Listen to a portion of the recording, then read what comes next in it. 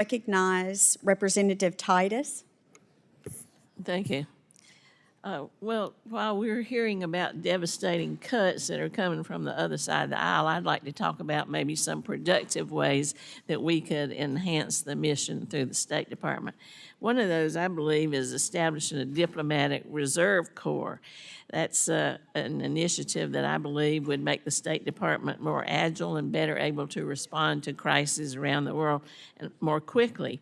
And I'm going to be introducing a bill that establishes such a corps. Ambassador Jeffrey, you've been a career ambassador in Iraq and Turkey. You mentioned Albania. You've been a deputy national security advisor. Would you speak to the advantages of having such a reserve corps? I think they're extraordinary. I've seen how it works with the military. It's what kept us afloat in several conflicts, rotating people in and out. It also gives the Secretary flexibility without having to expand dramatically the personnel in the costs of the department, because as you can see, that's not appreciated by everybody here or in the country as a whole.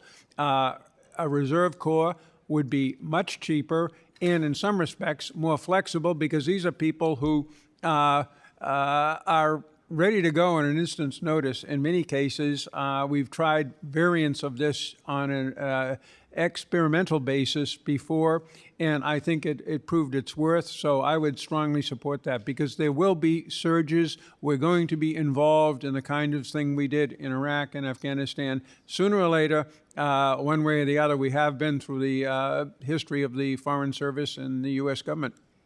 Doing well by doing good, or vice versa, but beats it. Well, thank you. I'm glad to hear you say that, and I hope my colleagues will pay attention to that it meets some of their goals of being more efficient and also serving the mission. The second question is that if you look at Senator Rubio's comments during his confirmation hearing, he said, preventing crises is a lot cheaper and a lot better than dealing with crises after the fact. Now, I happen to agree with that, but when I look at the State Department reorganization, I see that the Bureau of Conflict and Stabilization Operations has disappeared.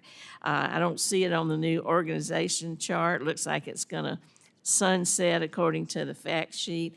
I think this bureau is very important. It plays a role in atrocities prevention, implementation of the Global Fragility Act, conflict mapping and analysis, support for peace negotiations. But it's gone. I mean, where is it gone? Are these technical capacities going to exist elsewhere in the State Department? Would you address that, Ms. Zaya? Thank you. Absolutely. The Bureau of Conflict Stabilization Operations has evolved into really the premier player supporting high-stakes diplomatic negotiations, including the achievement of a cessation of hostilities agreement in Ethiopia that ended the devastating conflict in Tigray. But they've also helped our efforts to stand up and a temporary political authority in Haiti. They've supported diplomatic efforts on Sudan, and as we've discussed, they are the government lead on the Global Fragility Act, a bipartisan effort to really pursue evidence-based, locally led approaches to better prevent and end conflict sustainably. So, you know, from an oversight perspective, I think there are a lot of questions as to what consolidation means, and there's a real imperative to ensure the United States does not lose this tremendous reserve of expertise that is making a difference in an effort to slash and consolidate. And on the overall point of consolidation, I want to say that the world is so complex that you simply cannot concentrate it in the hands of 6 regional undersecretaries. The functional bureaus of the Department of State are absolutely operational and strategic. One of the ones that I oversaw, the Bureau of International Narcotics and Law Enforcement, stood up a coalition of more than 160 countries to fight the scourge of illicit synthetic drugs and fentanyl.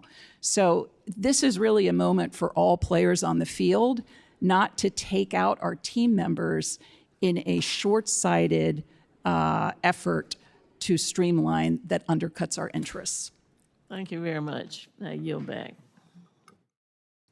The chair now recognizes Representative Jackson from Texas.